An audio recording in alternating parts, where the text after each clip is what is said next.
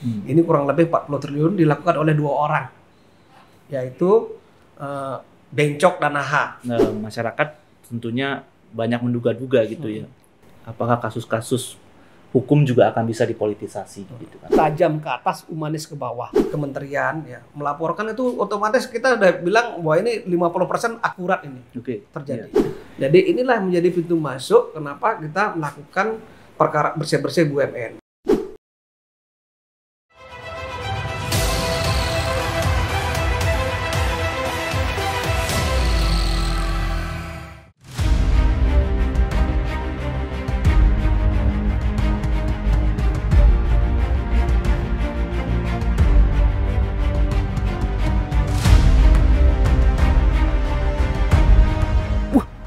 BUMN diobok-obok Jaksa Agung nih. Kena tuh barang. Yuk, kita cari tahu aja.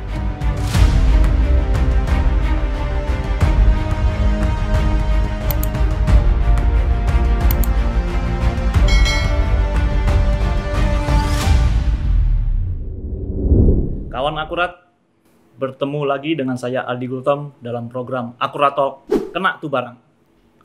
Kali ini saya berkunjung ke Gedung Bundar Kejaksaan Agung di Jakarta Selatan dan menemui langsung juru bicara atau Kepala Pusat Penerangan Hukum Kejaksaan Agung, Pak Ketut Sumedana. Selamat siang, Pak Ketut. Selamat siang. Jangan kena saya ya. Karena kena tuh barang tuh jangan kena saya gitu. Pokoknya kena barang berarti yang penjahat-penjahatnya kena, Pak. Nah, maunya sih seperti penegak hukumnya yang maunya sih seperti itu. Iya. Jadi, Pak Ketut, ini kita mau banyak membicarakan tentang kinerja Kejaksaan Agung nih, Pak. Tentu yang paling punya kompetensi dan kapasitas berbicara mengenai itu adalah Pak Ketut sendiri sebagai Kepala Pusat Penerangan Hukum. Makasih atas kedatangannya Mas Aldi ya. Siap.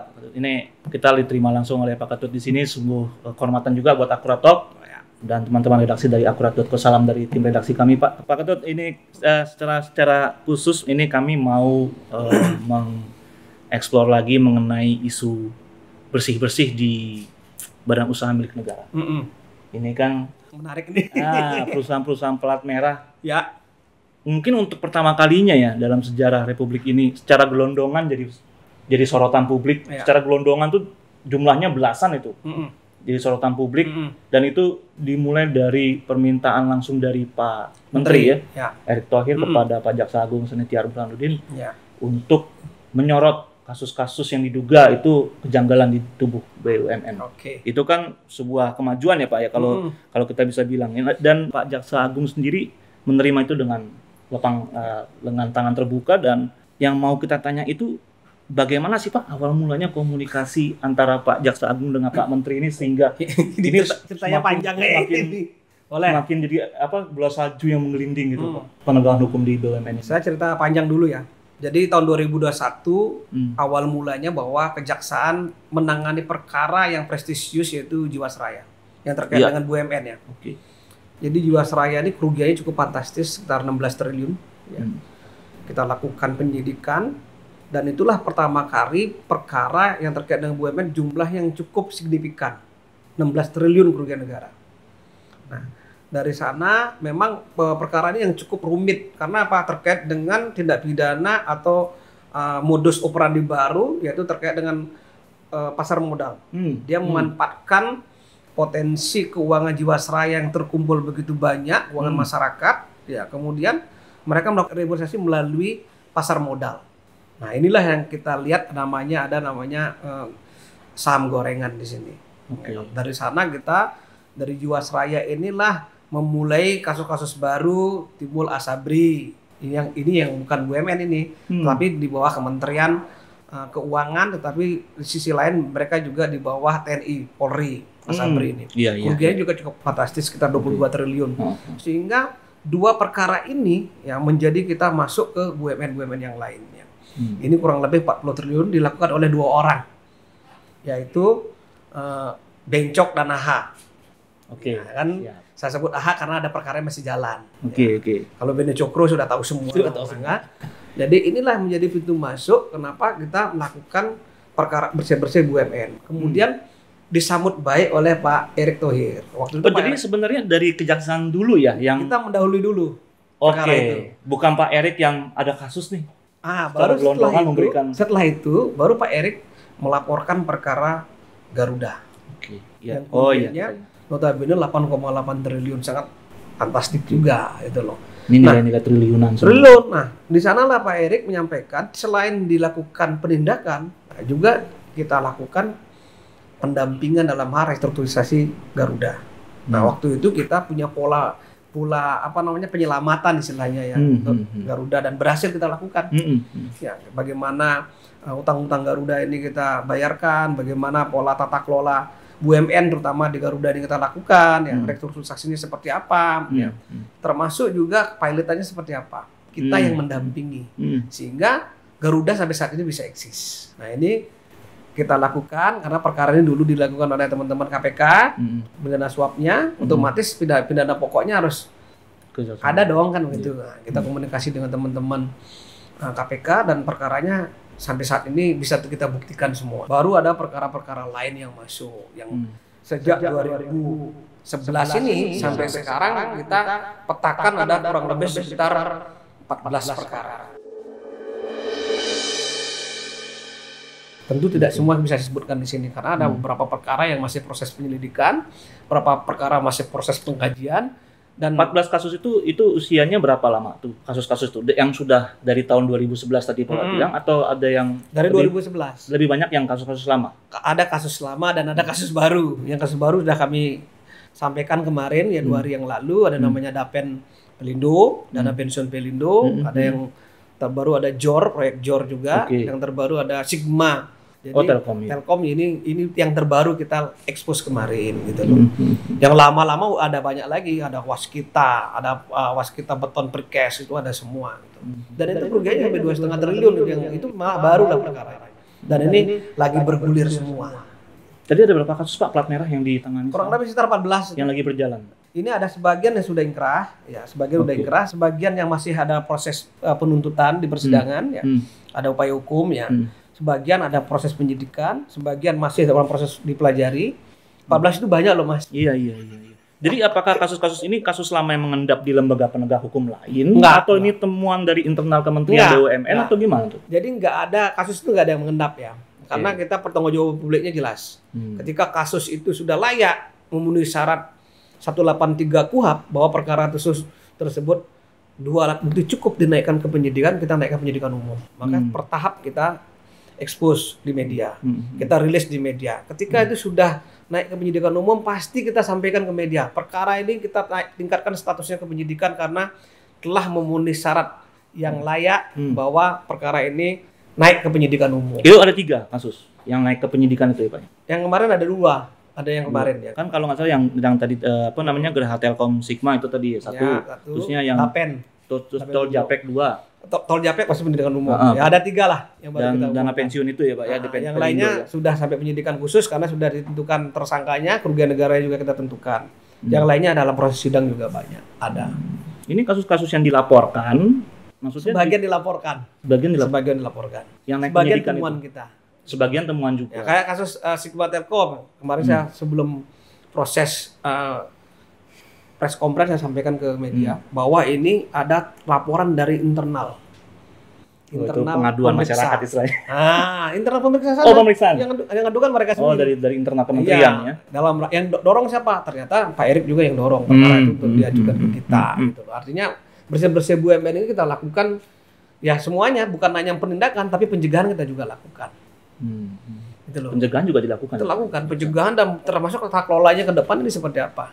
Kita bangun di sana. Nah, mengenai kasus-kasus tadi Pak Jaksa Agung kan mengatakan bakal melakukan investigasi menyeluruh dulu ya sebelum mengumumkan ke publik siapa saja yang pihak-pihak yang tersangkut dalam kasus-kasus tersebut. Nah, kekhawatiran publik kan jangan-jangan nanti akan memakan waktu cukup lama nih proses itu karena publik pasti menantikan siapa saja pelaku-pelaku yang harus dijerat dengan pasal-pasal korupsi. Jadi begini, ada perkara yang memang lama, memakan waktu lama ya. Memang ada perkara yang memakan waktu cuma 3-4 bulan udah bisa prosesnya bisa leading kan, sampai ke proses kepenyidikan khusus ya. Nah ini harus dipahami oleh masyarakat ya. Misalnya kalau proyek yang memakan konstruksi yang memakan harus penelitian khusus ya, ini memang waktunya enggak sedikit. Salah satu contohnya. Sekarang kita menangani perkara bakti Kominfo, ya Ini kan tempatnya sudah terluar, terjauh, ya kan? Iya, iya. Di beberapa kawasan Indonesia Timur, ini membutuh waktu kita melakukan satu penelitian. Jadi sampai ke lokasi. Kita harus ngecek lokasi, Mas, nggak boleh. Jadi untuk menentukan bahwa di sana proyeknya belum selesai atau tidak bisa dilaksanakan atau tidak bisa dimanfaatkan, harus turun ke lapangan. Nggak bisa kita hanya berdasarkan administratif. Karena yang namanya proses proyek apapun itu ada 3 hal yang harus kita pantau. 1, terkait dengan pertanggungjawaban administratif. 2, terkait dengan pertanggungjawaban keuangan. 3, terkait dengan pertanggungjawaban fisik. Fisik harus kita lihat. Dari fisik itulah kita bisa melihat proyek ini bisa selesai apa tidak. Proyek ini ada markup-nya apa tidak. Ada fiktif apa enggak. Jadi harus gamblang, Pak. Nggak bisa kita ngomong aja tanpa ada action di lapangan. Nggak bisa. Untuk BUMN itu kira-kira makan waktu berapa lama tuh, Pak? Untuk kasus-kasus apa? Tergantung kasusnya. Tergantung. Case, ya? Saya contohkan kasus Jiwasraya nih. Jiwasraya ini kasusnya rumit, Pak. Membangun konstruksi hukumnya rumit. Ya. Karena apa? Karena Jiwasraya ini bukan pelaksanaan pada saat dia memungut uang di masyarakat, mereka terus kabur uangnya, tidak. Ada proses reinvestasi kembali dalam bentuk tadi pembelian saham-saham yang menurut kacamata mereka LQ 45 layak dibeli. Tapi faktanya kenyataan nih saham-saham dibeli ini adalah saham gorengan. Ketika dibeli dengan harga tinggi, ya 2-3 bulan atau 1 bulan dijual, harganya drop. Nah ini yang dimaksud dengan saham gorengan. Bagaimana cara menggorengnya? Ini modusnya di sini, Pak. Ini yang kita teliti. Jaksa itu harus cerdas, Pak. Tidak bisa jaksa asal-asalan. Ini kan udah seperti Bandung yang dibangun oleh saudara H dan Bencok pada saat itu. Itu loh. Yang menurut orang ini untouchable ini perkaranya. Bagaimana cari kesalahannya? Nggak bisa, kan begitu. Orang berpikir seperti itu. Kalau orang masyarakat umum, awam, wah ini kan risiko bisnis. Tidak, Pak. Ini barang dibentuk harganya. Sehingga kita memberi dengan harga mahal ketika dijual tidak ada harganya. Nah itu kita harus teliti betul bagaimana pasar modal itu bermain. Bagaimana dia memarkakan MI, manajer investasi di sana. Seru kan? Jadi jaksa itu seru, Mas. Iya. Dan rumit sekali kayaknya. Lebih rumit daripada jadi presenter. Lebih rumit dari wartawan kayaknya. Nah, apa sama rumitnya? Kalau wartawan kan rumit bertanya, kalau kita kan rumit menjelaskan gitu. Rumit menjawab. Karena gini, Pak, ini kan seorang menteri yang memberikan support langsung ya kepada kejaksaan ya. Dan apa namanya? Sebenarnya apa sih, Pak? Kalau boleh kita tahu ya, pertemuan itulah pembicaraan tertutup antara Pak Jaksa dengan Pak Menteri BUMN. Kalau tertutup nggak saya sampaikan di sini. Tentu begini. Kalau kejaksaan sebagai lembaga penegak hukum ya, siapapun yang melaporkan kasus, apalagi seorang menteri ya, kita akan apresiasi. Masyarakat aja kita apresiasi. Nah, kalau misalnya kepala lembaga kementerian ya melaporkan itu otomatis kita udah bilang bahwa ini 50% akurat ini terjadi. Yeah. Yang dilaporkan enggak asal ngomong kan, Pak. Buktinya sudah ada kan. Sudah banyak yang kita naikkan gitu loh. Ini pasti akurasinya lebih kita bisa bertanggungjawabkan karena mereka pasti melaporkan dari hasil audit biasanya. Audit dari internal, audit dari BPK, BPKP, hasil pemeriksaan ya. Artinya 50-60% kita sudah punya modal untuk melakukan satu proses selanjutnya. Itu yang kita harapkan sebenarnya, Mas. Jangan ada perkara di kementerian ditutupi, bahaya ini. Kita kan tidak semua tahu, kita punya akses semua. Maka harapan kita harus ada yang seperti ini. Jadi mekanismenya gimana tuh, Pak? Apakah dari kementerian melakukan pemeriksaan internal dulu berarti ya mereka ya? Ya, yang dilaporkan selama ini gitu. Dari hasil pemeriksaan internal, dari hasil audit BPK, dari hasil audit independen, nah, dia menemukan suatu kerugian negara yang cukup besar. Ya, kalau ini ditutupi terus kan lama-lama menjadi suatu kerugian yang menumpuk, Mas. Apakah itu harus dilaporkan dulu? Apa tidak bisa Kejaksaan Agung? Itu mungkin sudah nggak bisa diperbaiki gitu. Secara internal nggak bisa diperbaiki. Kalau ini dibiarkan akan menggerogoti pokok daripada BUMN itu sendiri. Ya kan akan bisa menjadikan BUMN menjadi bangkrut. Kan gitu. Mau nggak mau kalau nggak dilaporkan ada penegakan hukum di sana. Harus ada penegakan hukum. Harus ada yang dipersalahkan. Ya, maksudnya apakah Kejaksaan Agung bisa langsung mengambil? Bisa. Kejaksaan itu tidak harus tanpa laporan juga bisa. Tapi kan untuk mengendusnya lebih jauh itu kan butuh waktu, butuh proses. Ya. Tenaga kita tidak cukup banyak untuk itu.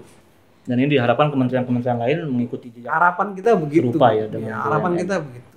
Nah ini kolaborasi yang sudah dijalin antara Kementerian BUMN dan Kejaksaan Agung itu kan diharapkan bisa dilakukan itu kan berkesinambungan nih, Pak. Ya. Yang dikhawatirkan oleh masyarakat kan prakarsa yang sudah baik ini cuma terjalin dalam waktu singkat, apalagi ya tahu sendirilah ini kan mau musim tahun politik gitu. apakah ada korelasinya atau tidak, kan masyarakat itu yang menilai kan yang lebih. Jadi gini, penegakan hukum itu semestinya tidak ada kaitan dengan politik. Kalau sudah ada kaitan dengan politik berbahaya Pak ini. Kita bisa menjadi alat politik nanti ke depan. Itu harapan kita semua ya. Nah, bagaimana ini menjadi berkesinambungan? Contohnya kita sudah jalan terus kan dari 2001, 2020 tadi saya bilang ya, kegiatan itu dilakukan dan ada terus ini sepanjang sampai sekarang 2023. Ada juga laporan yang diberikan kepada kita. Artinya jangan khawatir lah, kita juga akan tetap membantu BUMN-BUMN yang melakukan penyimpangan seperti itu. Dan kesinambungan ini kita pelihara. Walaupun berganti rezim, berganti menteri. Oh iya, kita ini penegak hukum ini kan ini sudah menjadi apa istilahnya ya? Mekanismenya sudah terbangun, sistemnya sudah terbangun sedemikian rupa. Siapapun yang melapor tidak harus melihat siapa yang sebagai pelapor. Ya kan, ketika ada tindak pidana di sana kita bisa kapan saja bisa masuk. Oke, kita beralih sedikit Pak dari tadi bersih-bersih BUMN, kita masuk ke program unggulan yang dalam mungkin setahun 2 tahun terakhir itu digembar-gemborkan oleh Pak Jaksa Agung. Bukan digembar-gemborkan, udah dapat penghargaan loh. Dapat penghargaan juga ya. Internasional. Restoratif Justice. Iya, itu kan keadilan restoratif. Mungkin masih banyak masyarakat yang belum mengetahui apa tuh restoratif justice. Apakah orang yang bersalah, misalnya nyuri ayam nih, itu bisa diampuni begitu saja di pengadilan, tidak jadi dituntut atau bagaimana? Ataukah jangan-jangan koruptor juga bisa dapat restoratif justice gitu kan? Nah, ini harus saya berikan pemahaman yang luas ya. Iya, coba Pak Ketua mungkin bisa menjelaskan. Jadi latar belakang restoratif justice ini tidak seperti semua tindak pidana bisa diampuni, tidak begitu. Jadi ada kasus Nenek Mirna dulu ya, itu yang mengilhami kenapa sampai keluar Perja nomor 15 tahun 2020. Nenek Mirna ini mencuri kakao untuk urusan makan. Jadi kejahatan dilakukan karena by need, karena kebutuhan Mas. Iya. Ini sangat menyentuh hati nurani teman-teman jaksa dan hakim ya. Tidak dihukum ada tindak pidananya. Tapi kalau dihukum hati nurani mau dibawa kemana? Kan itu. Ini harus ada solusi ke depan. Kasus-kasus kayak begini di Indonesia banyak banget. Apalagi kemarin musim pandemi ya. Ketika pandemi banyak orang nyuri HP ya, banyak orang nyuri laptop hanya untuk kepentingan online. Anak-anaknya nggak bisa beli. Iya. Ini harus ada solusinya Mas, gitu loh. Ya kan? Artinya apa? Restoratif justice ini adalah solusi penegakan hukum, bagaimana penegakan hukum tidak sampai ke pengadilan. Kita melibatkan korban, kita melibatkan pelaku, melibatkan keluarganya dalam menyelesaikan perkara ini. Win-win solution kita bentuk, ya kan? Paling kita utamakan adalah korban. Ketika korban tidak maafkan, ini restoratif ini nggak terjadi. Oh, nggak bisa ya? Kalau bisa. Si korbannya nggak memaafkan itu. Orang dibok-bok misalnya sampai bawa belur, saya nggak mau memaafkan, tetap kita proses. Ya kan? Kalau bisa ada ganti rugi, kenapa tidak kita lakukan? Inilah kita jadikan dasar untuk menghentikan. Kalau sudah ada pemaafnya, untuk apa lagi kita teruskan? Yang ganti rugi tetap si pelakunya itu ya? Dan efek daripada RJ yang diterapkan, ya pertama penyelesaian perkara lebih cepat karena ada perdamaian. Kedua, tapi bukannya musyawarah itu bukan membutuhkan waktu lebih lama? Enggak. Sekarang ini begitu ada suatu perkara, jaksa harus aktif di lapangan. Nah, kita melakukan suatu mediasi. Intelijen itu harus turun dulu. Benar nggak orang ini kejahatan yang dilakukan tidak merupakan suatu penghasilan? Misalnya dia sudah biasa copet, sudah biasa nyuri, ya nggak bisa. Sudah pernah jadi residip, nggak bisa. Minimal dia cuma sekali melakukan suatu tindak pidana. Karena betul-betul memang kejahatan itu dilakukan karena by need, karena suatu kebutuhan yang mendesak. Gitu loh. Nah, bagaimana solusi tadi yang tadi saya bilang ya? Ini betul-betul kita cari pelakunya, latar belakangnya seperti apa. Gitu loh. Menarik kan? Nah, sehingga kita dapat kesimpulan ke depan bahwa ini layak diberikan tadi penghentian penuntutan restoratif justice. Ini Mas, ya, apa akibatnya, dampaknya banyak. Biaya perkara menjadi sedikit. Negara nggak banyak keluar biaya perkara. Tahu nggak? Over capacity jadi berkurang. LP. Pembinaan jadi berkurang. Bayangin itu, orang nyuri sandal, ya, kerugiannya cuma 200.000 misalnya. Ini kalau kita runtut dari awal sampai terakhir, 6 juta negara itu harus korban untuk memelihara yang begini-begini, Mas. Ya kan? Saya sudah pernah melakukan penelitian. Ya. LP saja, Pak, mengeluarkan biaya makan saja dalam setahun itu 2 triliun. Itu hanya LP loh. Hanya untuk beri makan pada saat yang bersangkutan menjadi narapidana. Belum kita bicara biaya penanganan perkara di penyidikan. Belum bicara penanganan perkara di penuntutan. Kalau dihitung-hitung Pak ini, ya kan, bisa satu APBD-nya kabupaten kota Pak ini. Hanya membiayai seorang satu tindak pidana yang harusnya tidak perlu kita lakukan. Berarti bisa dikatakan ini di luar mekanisme pengadilan dong. Iya. Penegakan hukum tapi di luar pengadilan. Karena dasarnya ada 139 KUHP sampai 140 ada. Ngomong begini Mas. Ada di undang-undang itu. KUHP ini ngomongnya. Iya. Sekarang undang-undang kejaksaan sudah ada lagi dasar hukumnya. Jadi penuntut umum setelah melakukan tahap 2 ya, artinya perkara sudah P21 Pak, layak untuk disidangkan Pak. Secara syarat formil dan materi perkara ini sudah layak disidangkan.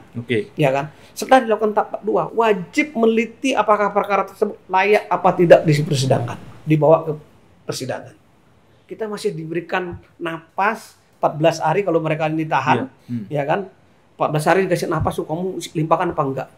Ternyata enggak layak Pak. Kenapa? Ini menyangkut rasa keadilan, kemanfaatannya enggak ada Pak.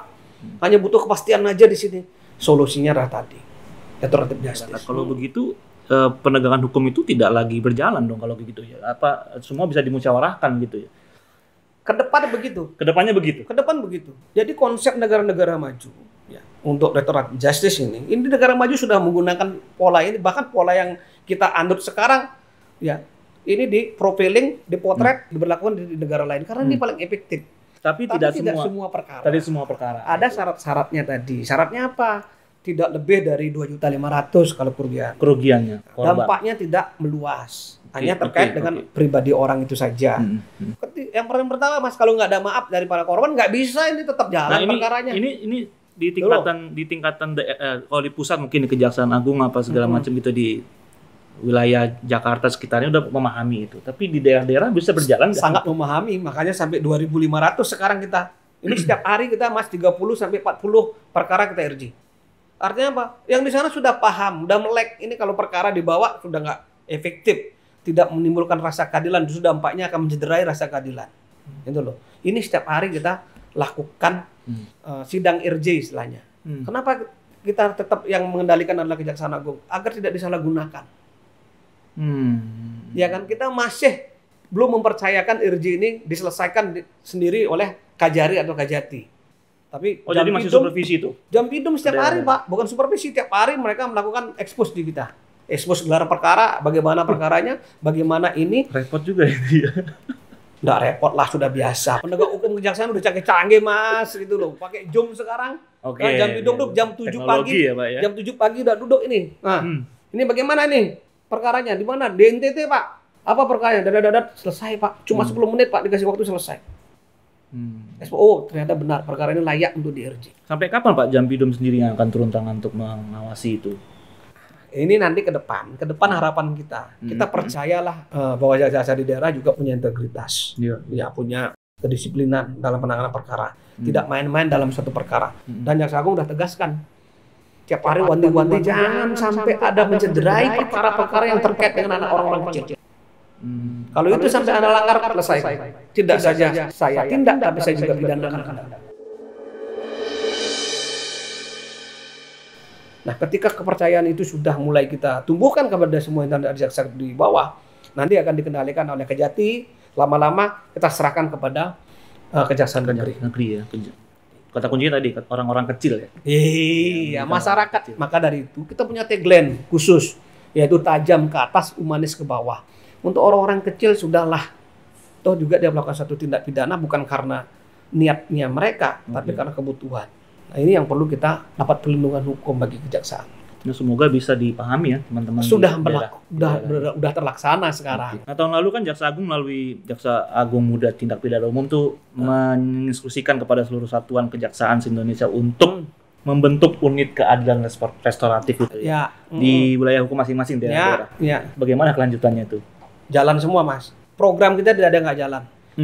Yang jadi permasalahan kan begini. Di Indonesia ini ada 80.000 desa di luar kelurahannya. Kalau digabungkan dengan kelurahan mungkin ada sekitar 100.000 Pak. Masalahnya ada jaksa ini terbatas. Jaksa juga menangani tugas-tugas sidang, tugas-tugas pokoknya mereka banyak, ya kan. Nah, di sisi lain seperti itu.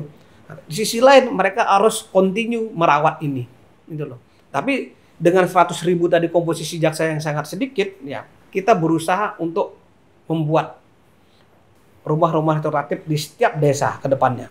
Ini program yang menurut saya sangat mulia sekali. Kenapa? Karena tadi, di samping tadi perkara yang sudah masuk ke penyidikan, tapi kita kepingin perkara-perkara ini semua bisa diselesaikan oleh masyarakat. Dari masyarakat, oleh masyarakat, dan untuk masyarakat. Gitu loh. Rumah restoratif justice itu bentuknya rumah keadilan itu. Rumah keadilan dan rumah restoratif istilahnya. Rumah restoratif. Tapi di daerah-daerah ada lain-lain. Ada juga kampung mediasi, restoratif. ada kampung restoratif. Ini macam-macam lah, tergantung dari kebutuhan masyarakat dan kearifan lokal yang ada di masyarakat. Oke. Jadi itu berjalan ya Pak? Ini masih berjalan. Dan itu dapat dijamin itu akan berjalan terus ya Pak? Jaminan kita begitu, nggak boleh tidak. Karena ini untuk masyarakat, dari masyarakat, oleh masyarakat, untuk masyarakat dalam hal penyelesaian semua perkara. Bukan hanya tidak pidana loh. Ada juga keperdataan, masyarakat adat, program-program pemerintah juga masuk di sana. Satu lagi Pak, ini kan mau masuk tahun politik. Sudah masuk tahun politik. Dan tentu saja masyarakat tentunya banyak menduga-duga gitu ya. Apakah kasus-kasus hukum juga akan bisa dipolitisasi gitu kan. Banyak dugaan lah ya. Contoh kasus lah ya. Kasus yang menyangkut salah seorang menteri dan juga sekjen dari partai besar gitu kan. Yang mungkin partainya juga sedang lagi mendapat sorotan publik karena berseberangan dengan pemerintah misalnya begitu ya. Untuk menangani hal-hal seperti ini apa langkah kejaksaan? Ini yang saya takutkan.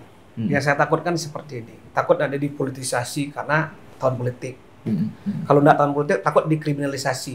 Ini yang kita takutkan ya. Dan mungkin saja ada kasus-kasus lain nanti. Penegakan hukum itu harus objektif, Mas. Harus objektif ya. Pak Jaksa Agung melalui jajaran intelijen selalu menyampaikan kepada semua insan jaksa, jangan main politik, jangan berpolitik praktis, jangan berpihak kepada siapapun. Kejaksaan ada di semua lini, tidak punya warna. Kita nggak punya warna, kita ada di semua lini. Maka dari itu, saya mulai dari terkecil dulu ya. Jaksa Agung ini mendirikan yang namanya pos-pos jaga desa. Untuk apa? Untuk membangun netralitas penegak hukum, independensi penegak hukum. Karena apa? Kejaksaan juga masuk dalam Gakumdu, penegakan hukum terpadu dengan Bawaslu, dengan kepolisian, dengan kita, gitu loh. Nah ini kita jaga netralitas, termasuk juga penanganan tindak pidana korupsi di daerah. Jangan sampai kita gara-gara ini mau mencalonkan kita ikut di sini. Kalau itu yang terjadi, tolong dilaporkan. Ini tidak akan terjadi di kejaksaan ini. Termasuk juga yang di pusat. Di pusat juga enggak. Ini kan laporan masyarakat semua. Kalau kita tidak dilanjuti, kita dibilang berpolitik juga. Kalau tidak lanjuti berpolitik. Ada salah satu kasus saya contohkan ini di Timika. Ya, PLT Bupati, pengadaan helikopter, penyewaan helikopter. Ini juga masalahnya polemik ini untuk politisasi macam-macam. Ya, tetap kita juga sidangkan. Saya nggak ngomong di sini dari partai mana. Tapi karena ini memang ada kesalahan di sana, tidak bisa kita tutup mata, tidak bisa kita diamkan. Nanti dengan alasan politisasi kita tidak mau bergerak. Justru negara akan menjadi tambah rugi.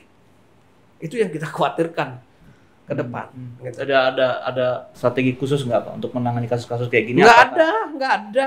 Apa ada strategi? Justru kalau ada strategi malah dibikin aneh-aneh nanti. Orang akan berpikir, wah ini kok lain treatmentnya ini kok beda, treatmentnya ini kok beda. Nggak ada, sama aja semuanya.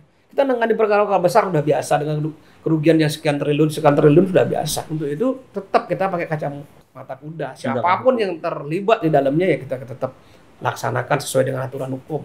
Yang paling terpenting bagi kita, bagaimana aparat penegak hukum ini menjaga integritas dan menjaga profesionalisme dalam penegakan hukum itu sendiri. Oke. Terima kasih Pak Katut. Ada lagi pertanyaan? Tentang cukup. Nanti kalau ada lagi kita doorstop aja. Oke ya. Thank you ya. Penegakan hukum bersih-bersih, BUMN, restoratif justice, dan bagaimana memasuki tahun politik sudah dijawab oleh Pak Katut. Terima kasih Pak Katut. Terima kasih ya. Selamat melanjutkan tugas. Sukses selalu semua media yang ada di Indonesia. Mohon dukungan kita semua. Semoga kejaksaan semakin dipercaya oleh masyarakat dan selalu menjadi penegakan hukum yang terdepan. Kawan Akurat, sekian dulu untuk episode kali ini. Kita akan bertemu lagi dalam episode selanjutnya. Akurat Talk, kena tuh barang.